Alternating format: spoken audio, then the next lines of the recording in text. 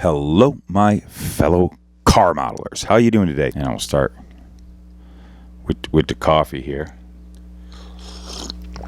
Semi-cold. It's not totally cold, so this should be a good one. Looks like we're going to be doing another Q&A. It seemed to have been a popular thing the last time we did it, and I'm going to try to keep this in one video. Hopefully it won't be a really long one. We had to do it 2 parts the last time. It was kind of fun, and so I thought last night I put up the question on the Luka Cee model car hobby headquarters Facebook group that, hey, ask me questions, and I'm going to read down the list, and I'm going to answer them. And I still have it open, so as we're doing this, if anybody happens to put it on while we're filming, that's cool. I'll leave it open, because I actually just recently got another one.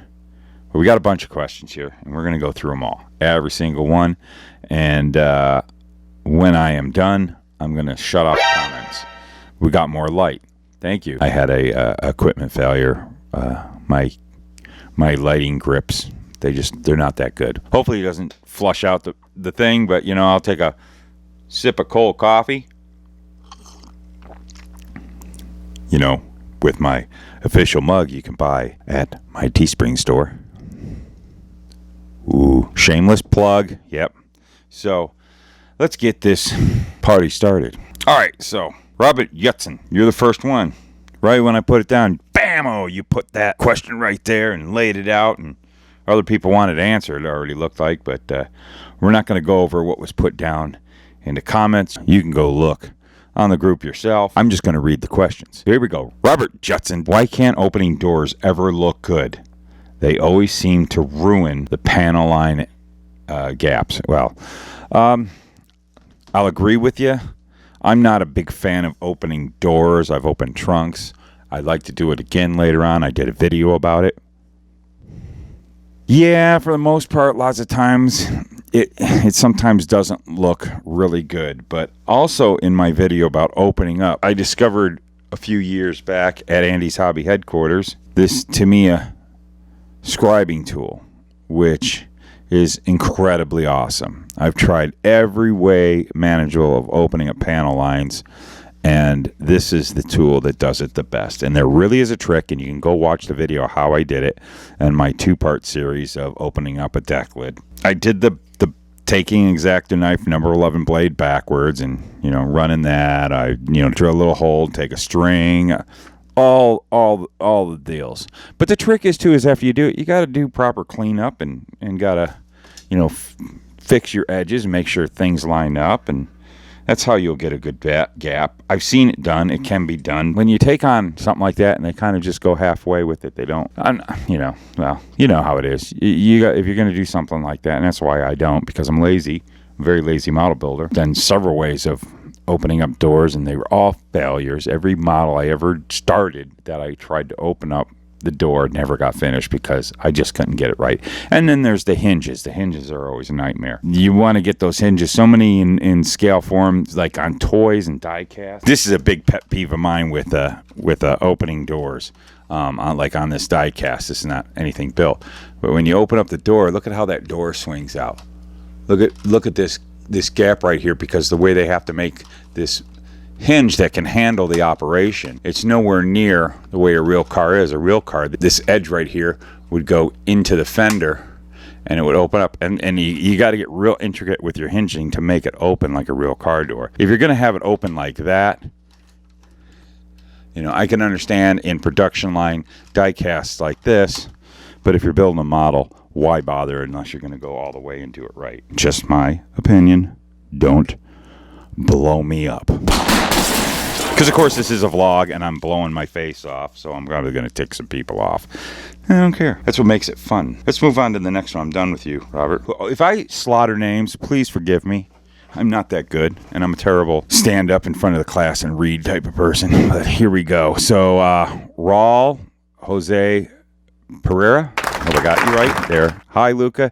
Great channel and group over here. I am a big fan of American cars and a big fan of Tamiya kits. Don't you think it would be great to see more of these two together, meaning more Tamiya kits of American cars like the GT4 Mustang they have? Cheers from Portugal.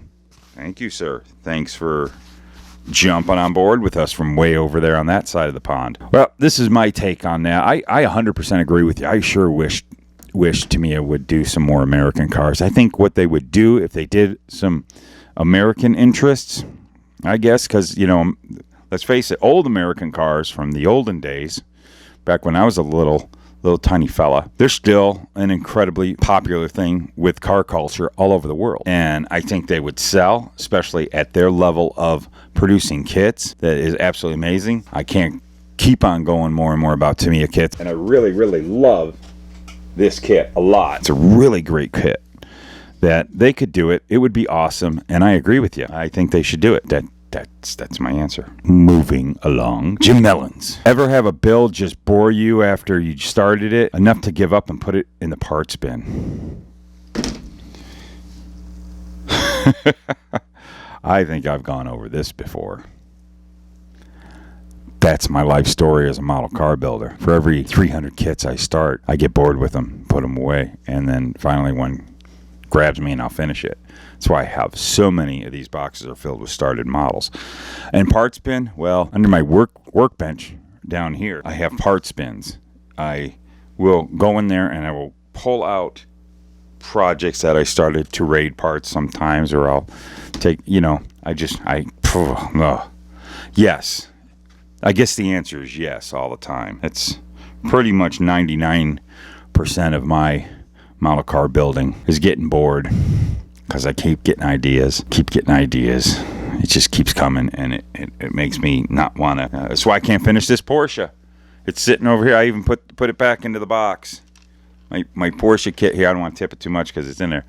I got to get out there and I got to clear it. I got a couple days off. I hope to get it cleared, but I got a lot of stuff going on. So, you know, if I get that cleared, I think I'll probably finish that model because that is one I want to. And then I already got like 5 other ideas going in my head. I'm trying to stop myself from starting another build. It's bad. Thanks, Jim. Thanks for opening that wound. Bob Barnhart. Does it really matter if you wire a model engine in the correct firing order? Some folks are all OCD about it. As long as it's wired and looks cool, who cares? Correctamundo. I've done this in a video before. I can't remember which one. Maybe I'll find it and put it right here. If not, it's not there. I can't remember. You guys go through my catalog and look it up if you haven't seen it. I have said this before. Yes, I try to do firing order. For me, I really don't care what other people think. Quite honestly, I'll get it to where it lays out and looks the best. I'm more interested in how it visually looks because I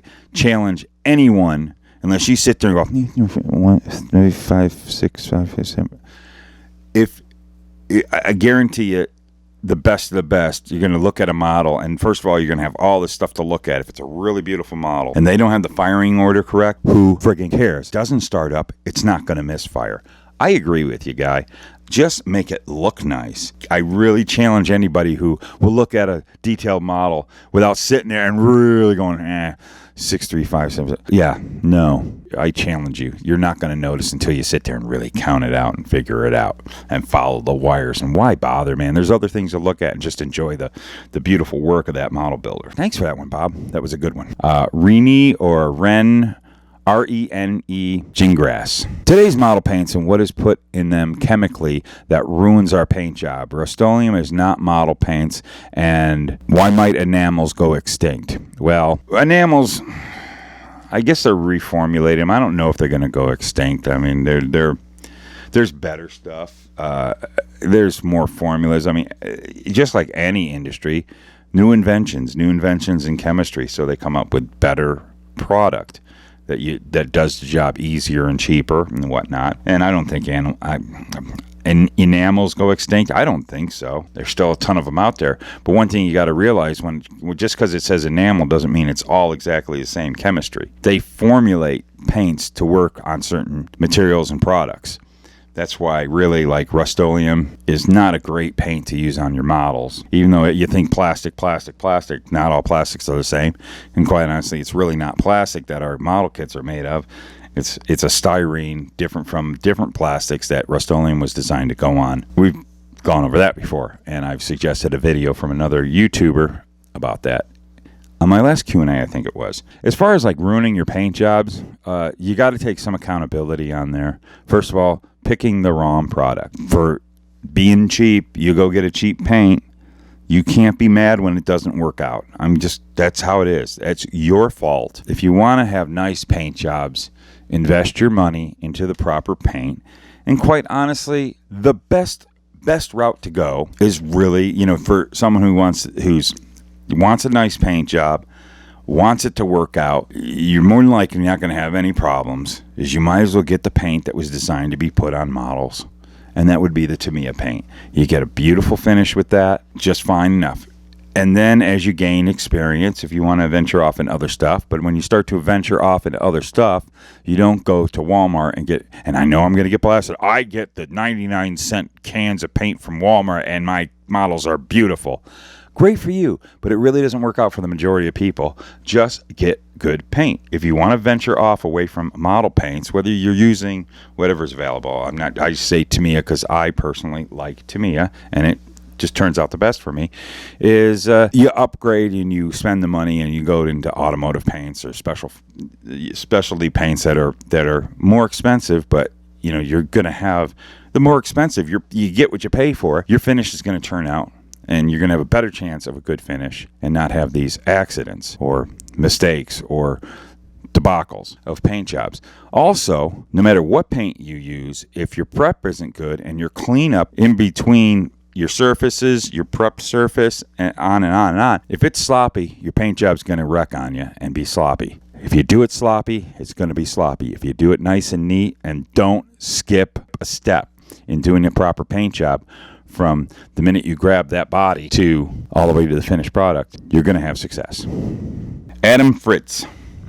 Besides the Tamiya kits, Porsche kits, what is your favorite style car/truck to build or build in general? Well, I've mentioned this before. A couple different videos I've mentioned two types of kits. What my favorite kit, and probably something that I've built the most of, is the monogram 80s stock cars. Love them. They were ahead of their time. They were groundbreaking models. They're easy to put together. When people ask, when they're beginner, especially if you have that interest in building a NASCAR stock car, is what's a good kit to start off with? Is one. You're going to get a good result in building it. The other kit that is very dear to my heart and I love, and I've started many of them, finished a few, I just love, and I love the subject, is the AMT 40 Ford. I did a video all on that kit and how much I love that kit, like it's my little brother or something. I dig that kit so much. And thank you, Adam. That was a very good question. Daniel Flynn, how do you take your cold coffee? I take it cold. And I put nothing in it. I take it black. I don't like sugar. I don't like cream. Or as we say, I don't girl it up. I take it straight out of the pot. I don't like it really piping hot, quite honestly. But I don't like it frickin' cold like it usually is. It's usually cold because I get a cup of coffee like this, put it on the table. That's how I take my coffee. You asked it. It happened. Jeffrey Meyer. What is your preferred paint stripper? Purple Power or oven cleaner? Or something else entirely? Well, let's go with this something else entirely. I years ago I stripped with oven cleaner, and that's like, because there's lye in it and it's very dangerous and caustic, and you breathe that in and you feel like you're choking out. So I don't mess with that stuff. That stuff is so no, negative. If it's really tough, I'll pull that out. But what I personally have found to be the best paint stripper, always been successful, never had issues for the most part, is brake fluid. I keep I get one of those shoebox deals, plastic shoe boxes from the dollar store. They have a clip-on lid, and I just fill that up with brake fluid, and I just, until it gets really, really gunkied up, but I just leave it on a shelf in my garage for years. Whenever I don't like a paint job or I get a built-up that's got paint out and needs to be roomed, I drop it in that stuff, leave it overnight. Most likely, it'll be all bubbled up, and you take it, and I take it into, I got a shop sink, luckily now, but all right, I just take like an old toothbrush or my toothbrush, whichever, and I just get into all the little grooves and stuff, and then it all comes off. You wash it off with water, and it's good. and I've stripped a lot of models that way. Brake fluid is horrible on any kind of paint, just about. You're going to get it off. And if you have to, sometimes might have to go over the paint if it's really, really hardcore, like, you know, some automotive paint or something. You got to get on there and maybe sand it, bust it open. You'll get it in there. It gets in there. It might take a couple of runs depending on the paint that you have on there. But I have had 100% success with brake fluid. Good old-fashioned .4 that you can buy over at the local auto parts store. Works great. On to the next one. And good question, Jeffrey. Another R-E-N-E. Reen? Sorry, guys. Belair Jr. Which BSI glue is your favorite to work with? And what we're talking about, BSI glue, is basically CA glues, but at this particular company, Bob Smith Industries, which I have stated in other videos is my fave, and I was so excited to find out that after years of me hounding him, Andy finally started carrying it, and it's great stuff. I am still using my Zap that I bought, and I'm not a big fan of the Zap glue, but I just got to finish up this one bottle, and I'm going to go buy some MaxiCure, I believe it is. I'll put the picture of the bottle that I like right there. I guess it's the ultra thick stuff, the really thick stuff. But I might buy all of them and give them a try for different stuff. But I like that because the really thick stuff, you know, I can put a blob on a piece of tape on my table here, and I can take a toothpick and it stays on the toothpick and it stays right in the area. It doesn't flow all over the place, and it's just easier to apply and in the amounts that I want. And then I put the parts together and I zap it with the Instaset. I've always used this. Works on all CA glues, so I've always had this. I have like a few bottles of that. That stuff just makes building model cars so awesome. And thank you. That was an excellent question. Wayne Stroud. I think you said something about this, but I see a lot of people asking on how to weather and rust models, but will bypass military vehicles because they're not cars. Yeah. I've talked a lot about that, and I had some friends that when I said, you know, watch Andy's videos on weathering if you're interested, and they go, well, those are about tanks. It's ignorant to say. Sorry, that's just ignorant. Because in scale is in scale, and weathering is weathering, and rust, whether it's on a car or a tank, it rusts the same. So yes, that is stupid to not want to. Yeah, I said it. It's stupid to not want to just watch a video on whatever the heck. I watch a guy who does build, because I want to do a diorama anyways, but I watched this one video on a guy who weathers a building for train layouts. They all use the same products. It's great information. Just open your mind. Stop being in this narrow tunnel of just cars, just automotive. Well, I want to rust a car, so I got to watch a video about a car getting rusted. Well, be that way, but yeah, that's silly. Modeling, you know, and I've gone over this. I just like scale models. I don't really care what it is. I prefer model cars. It's what I'm into, and that's what we talk about on this channel. But modeling is modeling. Don't bypass those military YouTubers, because there is great info on there, and that's where I steal a lot of my stuff from when I did my weathering videos. You know, watch my weathering videos. If you don't want to watch them do it on a tank, you want to watch it on a car, I'll do more. Robert Cullahan. Okay, try this. The ultimate Holy Grail model kit for collectors. That could be anything. It all depends on the collector. I don't know. The ultimate Holy Grail? I bet you there's a lot of guys that would say the Dodge Demon, what was it, the 71 Dodge Demon? That came and went and never to return. Me, my Holy Grail, it changes almost every month. And then sometimes I get a hold of them. I'm trying to think, what was the last model I got that was a Holy Grail? That was like, oh my God, I always wanted one of these. My Holy Grail is, I don't know. Like I said, it changes so much. I'm looking around and see what I have and what I might not have. And I can't think of what is a whole, I don't know. I don't know what my Holy Grail is, but I bet you this is a Holy Grail to a lot of collectors. An Aurora funny car. I have always wanted an Aurora 16 scale funny car, because those went away with the Dodo, man. They went extinct. The story is, I believe, and again, go check on Max's models about Aurora. Great documentary on Aurora. That there was a horrific train derailment and a lot of molds were lost, and that was one of the molds. And they had these beautiful engines that were fully functional. pistons going up and down, amazing detail. So there is these separate kits. You get the engine, you get the chassis, you get the body. And I always wanted the Vega, all the pieces to put a Vega together. And yeah, okay, so there's my holy grail. But I bet you if I continue on to think, other ones will pop up and then this video will go on forever. Kevin Zilly. That's just Zilly. I bet you heard that a million times, haven't you? That's not a good joke. What is your most favorite kit built as a kid that you wish you could find again? I didn't build as a kid. I didn't build model cars as a kid.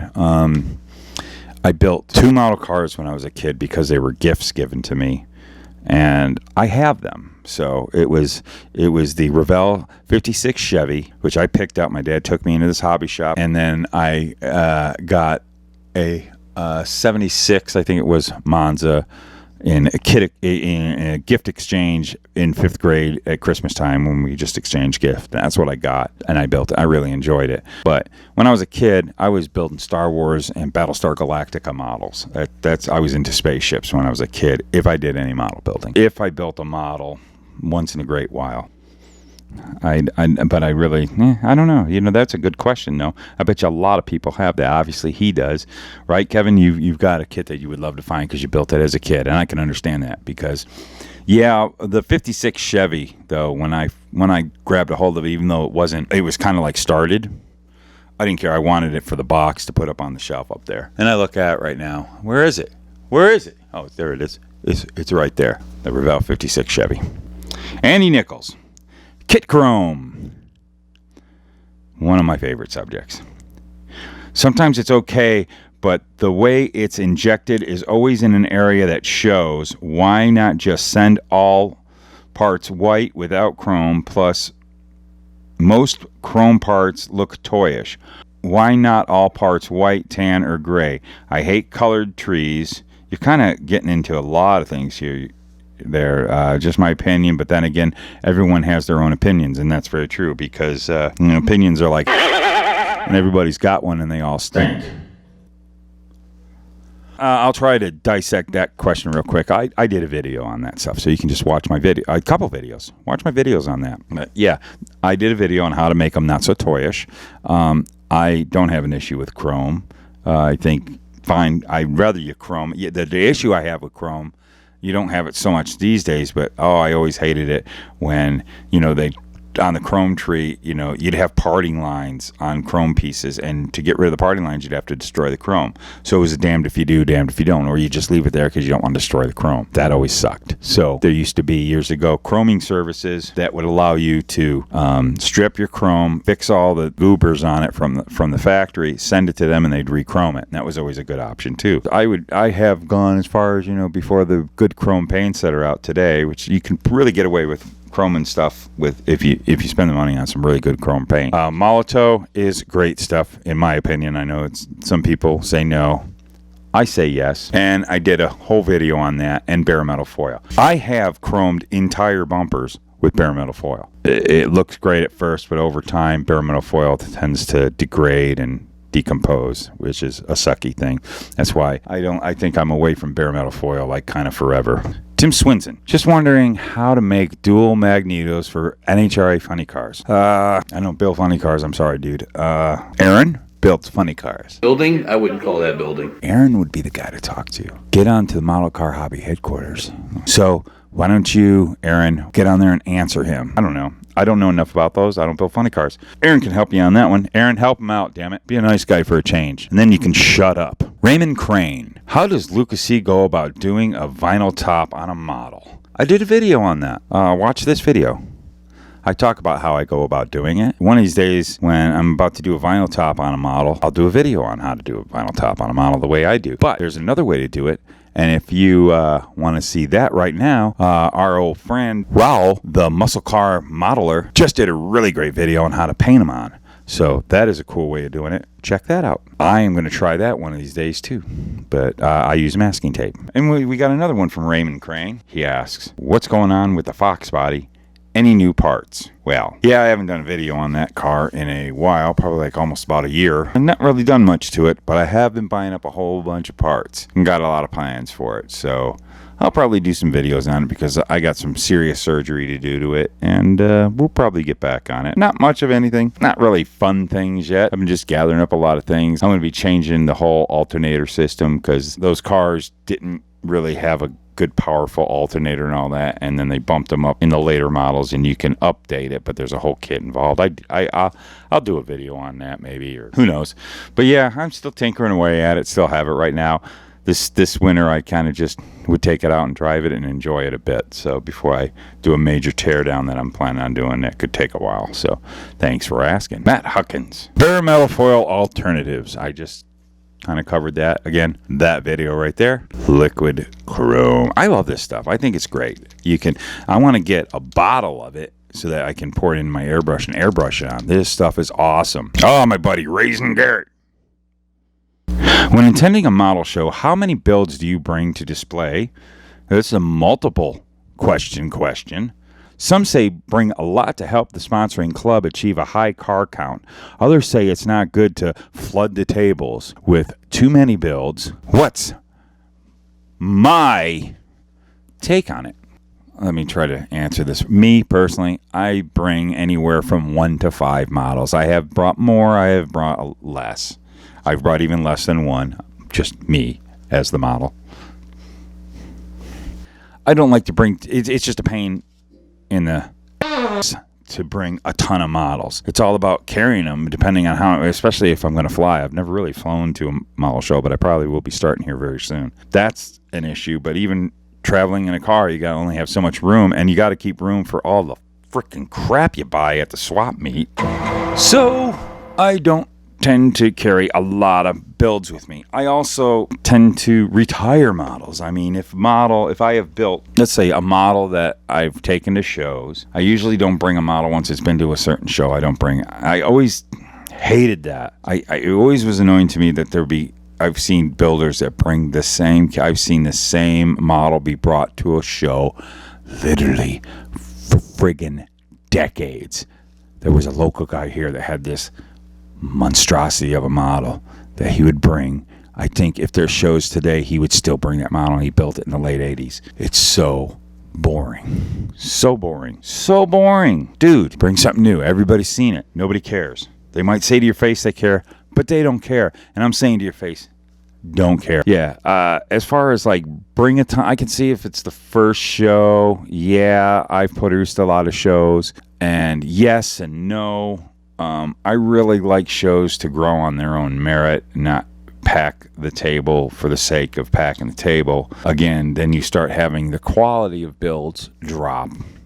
And to me, that's non-productive to a show. Quality is better than quantity, in my opinion. I have gone to model shows that have not a lot of models on the table, but it was a really great show. Met a lot of great people, had a lot of fun, and what was on the table was really fun to look at. Or you have a chuck full of models, and you got to sift through a lot of the filler to get to the good stuff. There's not a right or wrong there, but me personally, I say if a show is promoted correctly and done right, you don't really have to do that. And as far as club-sponsored shows, well, I'm not going to get into that about club-sponsored shows.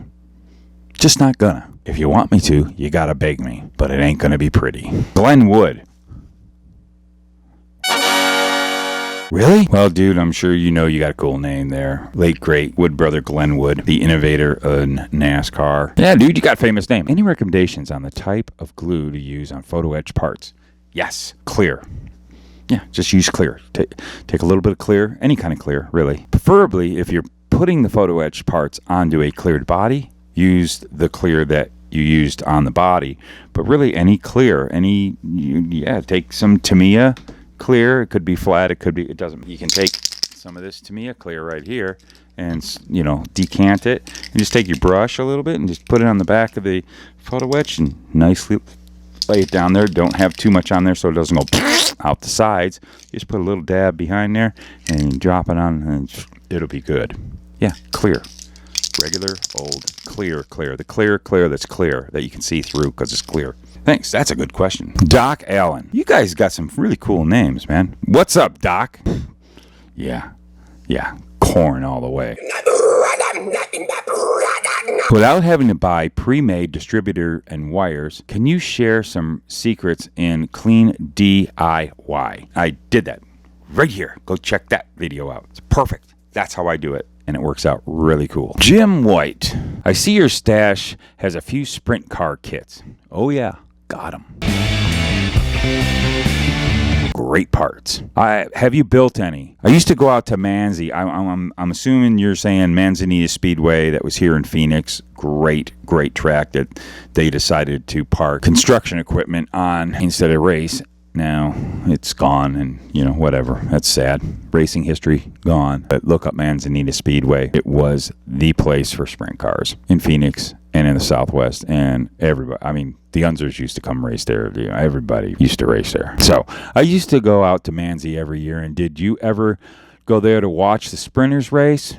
I used to race/drive sprint cars, and I was a crew chief for a USAC Silver Crown and sprint car team in the mid-90s. Cool, dude. The pic is of an AMT. This pic right here. Nice model, dude. I want to see more of it. Post more of it, please. The pic is an AMT Grant King Sprinter kit, parentheses Polecat kit, with a few added details. I'd say you added a few details there. Well, let's see. Jim White. First of all, oh yeah.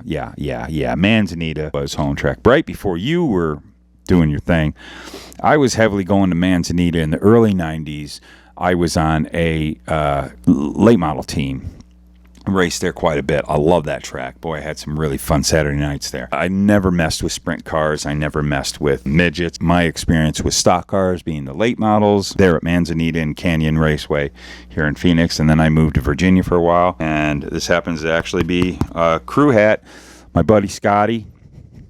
Hi, Scotty. Hi. I got the hat on. Yeah, he got me on this team. I did a few races with Scotty. Was on a NASCAR late model team when I moved to Virginia. He was a model car builder. Still is. He's on some of the boards. He's on this one, on ours. He's here. He's watching. We played around with the NASCAR late models, and I went on to a few other teams, did some stuff like that. And then when I came back to Arizona, then I got more into the vintage cars and restoring them and getting involved with that kind of racing. And then, on my own, did drag racing and all that stuff, kind of, sort of. Never messed with sprint cars, but as far as building models of sprint cars, I built one model of a sprint car once, one of those monogram, the first editions of the sprint cars that came out, which most of them I have are the first ones. I really like that kit, and I want to build one again one of these days. Like out of the box, I built this one for a friend of mine who was actually going to run a sprint car. He had one, and he was a Mac Tool dealer, and he was trying to get Mac Tools to sponsor him. So I did a Mac Tool sponsorship on a and I don't have any pictures of it. I actually have a video somewhere of it, but I have it in my head, and I got the decals and everything to do this car again. I want to build this Mac Tools sprint car. It was really cool looking, and I gave it to him. Yeah, I think they're outstanding kits. They go together really well. They are at the level of any of the other monogram of the era, 80s era monogram race car kits. Were all fantastic. Can I say I've done videos on monograms, models of race cars. They really did great with their race car line. So thanks for that question. Very cool. And really cool build, dude. Put up some more pictures on the group, please. Thomas Skyett Hansen. Hi, Luka. All the way from Denmark, Europe. Don't you think that model producers would gain a lot more if they started to do everyday cars? It's like, especially non-US cars, is mostly either supercars or race rally cars. Wouldn't you, as a builder, rather have the opportunity to build something that you see everyday buyers? Yeah, I mean, I think they would be surprised. I think what a lot of people would think is just a boring everyday appliance car. I think some of those would be cool to be kitted, and they probably would sell. I do. But it's safe to go for cars that are, they look at what car guys are into when they get excited about a car, and there isn't a lot of people that are into Priuses because they're into cars. Yeah, I love cars. Man, I dig Priuses. I mean, there's probably somebody out there and they're going to shoot me right in the face over it. But a Prius isn't something you go get because you dig that car. I know of people who love their Prius because it is a great thing to get you to work, and they really like their Prius. That's what I'm going to say about that. But Yeah, I think that would be interesting. One thing I always wished for, I always wished that they would have done over the years some boring, I guess you'd say, front-wheel drive cars. I would have loved to have seen like something like late 90s, early O's Chevy Cavalier. And the reason why is because I would have turned that thing into a super stock car, an NHRA super stock car with big tubs in the back, and it'd be a rear-wheel drive. I really wanted to do something like that in the worst way, and they never produced a kit. That was just me personally. So yeah, along the line, I think there's really cool possibilities with everyday cars, but usually you're going to get maniacs like me who take that everyday car and turn it into something totally different, like a super stock drag car. But yeah, I do agree with you. You know, I think we have enough 57 Chevys and 69 Chevelles kitted. I don't think it needs to be done anymore. Sorry if you love those cars. I love those cars. But we don't need any more kits of them. Do something different. We need some stuff that hasn't been done. Kim Soda Pop Sander Guard. I did, yeah. I knocked that right out of the ballpark, didn't I? Well, I don't know if you answered this before in another Q&A, but what is your most favorite kit in your stash, and will it be built? What is your ultimate holy grail? Yeah, well, I already kind of went over that. So, that's a hard one to answer. I cannot say what my favorite kit in my stash is, and will I build it. Grumpy Vega, when that came back out, I definitely want to build one of those. I just haven't gotten around to it. I've been wanting to do a Grumpy Vega for years, and I had the original, and I knew that was not really that great a kit, and I had always tried to get a hold of another 71 Vega to do a Grumpy's toy, but then when they did that updated version, that is like, I like that kit. I think it's cool. I'm not going to get into all that. So that'd probably be the one. I got so many other. There's hundreds and hundreds and hundreds and hundreds of others. I'll have to make another video on that. Robert Lucero, what is your take on detailing? I seem to have a problem getting too involved. A kit may take me a month or two to finish, and they're stacking up faster than I can put them out. How can I show some control? Don't worry about it, dude. There's no need to control. You're asking the wrong guy when it comes to control. I've showed you what I have in this room. And please, even in that closet back there, that closet has more than just clothes in it. Anyways, yeah, control, don't have. Detail, I can tell you this. In my early days of model car building, I would sit there, and every model I started, I felt I had to do heavy detail too. And then I got nothing done. And then I thought, you know what? Sometimes you got to pick and choose what's going to be your detailed ones, heavy, light detail, or no detail. And I've now gotten to the point that, you know, I want to do some models that I don't even touch some detail. Like, I got a build I'm getting ready to think about doing. I know there's going to be a build coming up with a kit that I'm going to be receiving in a month that I think I'm just going to build right out of the box. Because I keep on saying I needed to build a model right out of the box, and every time I start, I end up doing too much junk too. I need to build a model out of the box, straightforward. And I think if sometimes you just enjoy yourself and do that, and I've always said a very well built out of the box model, all the proper procedure. When we're talking competition, if you want to put this thing on the table, probably get an award, is I think a out of the box model that all bases are covered, all the basics of model building are covered, and you've done everything right. And then you have a fully detailed model that lots of times some of these guys get so wrapped up in the detail that they blow off some of the basics and stuff's missed. I'm going to be more impressed, and a lot of judges will be more impressed with that out-of-the-box model, that every bit of basics of model building has been covered, and it is clean, clean, clean. A clean build will just be better than anything else. So don't stress yourself out about detailing. Do it if you enjoy it. Me, I've come to the realization I really don't like detailing engines. I dread it. I don't like. That's probably why I've gotten so in love with some of the, and let's not get into this about Tamiya and no engines. They put detail in so many other areas that is more fun for me, like the chassis and the interior, and not having to worry about an engine has been nice on like this Porsche build that I'm doing. And I'll tell you what, there was I got crazy with the interior detail that ended up slowing me down on that model. Sometimes you just got to build them out of the box and just enjoy them. And then some of these kits today, they're so nicely done. You build them out of the box and they look detailed.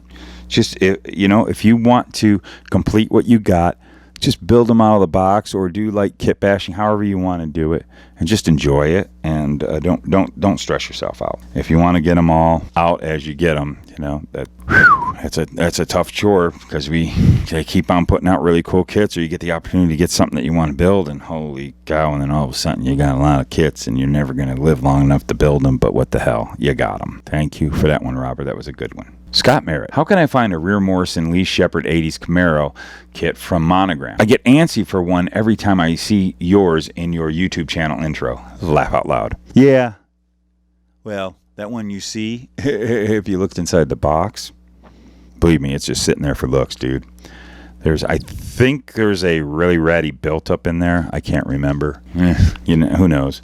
But I do have a couple of them, new version and old version and other versions. But I'll tell you, that is a easy one. That's really an easy one, and it depends on what level. They reissued that kit about 5 years ago, and if you watch this video, even though this is not the rear Morrison, this pertains to the rear Morrison, exact same situation. They did the Lee Iacona car right before Revell was sold. I don't know if we're ever going to see any of these kits again, but quite honestly, they kind of, I don't want to say ruined, but over years of updating. If you got the newer version, and again, watch that video, if you got the newer version, it's not going to be real accurate for the way the car was when it ran. You want to get an old vintage kit, and you don't have to go pick yourself up a rear. As a matter of fact, I would not even, unless you got to have that kit because of the box art and everything. Don't worry about getting the rear Morrison Camaro, so to say. You might have to pick pieces and parts, but that kit was redone a few times. These kits right here, look on at your swap meets, your buddies, talk to people. There's Facebook groups that buy and sell and trade. Put out the word. You're going to find someone who will sell either that kit or one of these variations of that kit, and you can go from there. Each kit has its flaws and good points, but you could pretty much gather all the pieces to build that car. If it's what you're after, is building that car, easy. And then as far as decals, heck, Slick's got you covered on that. Or if you can get a hold of the kit that came out a few years ago, that kit decals are a lot better than the old decals. There's plenty of offerings on eBay and everything to get yourself some good set of decals. And then Bob's your uncle. You're ready to rock. But no, you can't buy one of mine. Larry Smith. Hey, Larry Smith does 2 questions, and then they're last ones, and then we will call this quits, because this is a long damn video. I got a lot of editing. Newbie here. I have only done 2 models. Do you paint the inside of the body the same color? What is the easiest way to, and this is the second question, what is the easiest way to mock up and get stance right? Okay, well, it really depends on the model that you're building and what color to paint it. You know, I can't really answer that. It's what you're building. What are you building? That dictates what you paint the underside of the body. But yeah, you want to paint the underside of the body.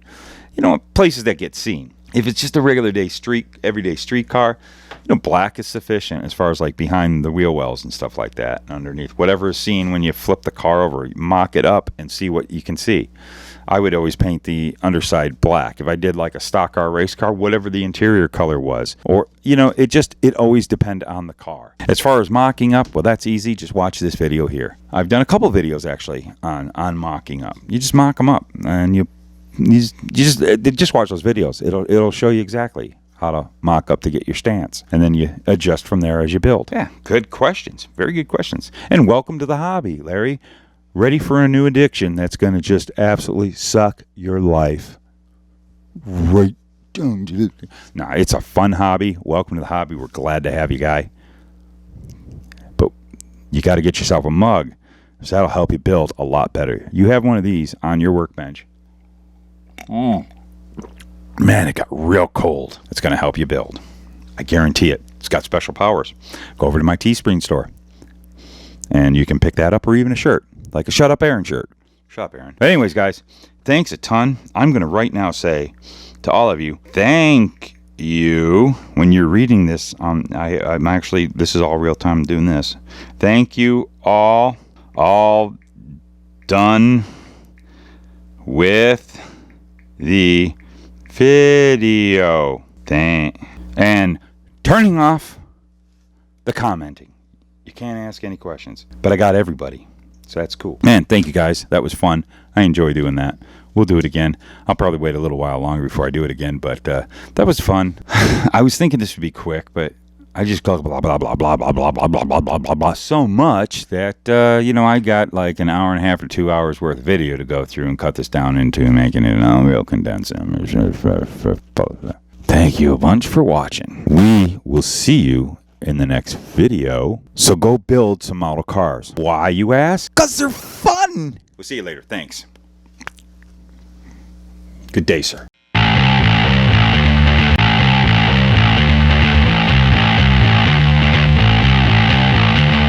You can go look on the board yourself. You can go look. I'm just going to ask a question. Don't you think that clack, click, clack, clinking, click, clack, clack, clack. I hope I'm doing it right. You know what? Let's Google it and make sure I'm saying the right thing. My phone is so slow. It's probably because I only pay $46 for my phones. And it is really great for a wide range of Nerf mold modding. What? Molotov. I never can say it. Some say bring a lot about club sponsored shows. You know, you guys' questions are going to get me into a lot of trouble, because I can't keep my mouth shut. The pick is an AMT Grant Hi, Luka. All the way from Denmark. Europe don't... How can I find a rear Morrison Lee Shepherd 80s Camaro kit from the monogram? From the monogram. Do it again. So go